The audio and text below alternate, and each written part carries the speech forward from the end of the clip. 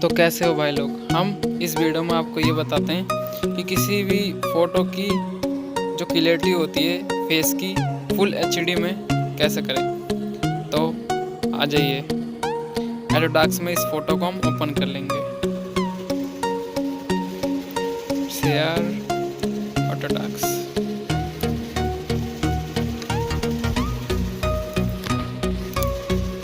अब हम इसमें एक टूल्स ऐड करते हैं।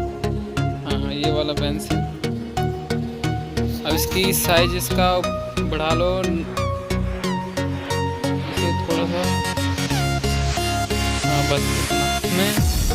इसमें सबसे ज़्यादा मेन यही इस ब्रश में यही होता है कि इसे अच्छे से मिक्स कैसे करते हैं। अब जैसे एक बार अप डाउन करेंगे, फिर इसे लेफ़्ट राइट करेंगे, इससे काफ़ी अच्छा हमारी जो फेस की क्लियरिटी है ये पूरे फेस पर हम कर लेते हैं। चलो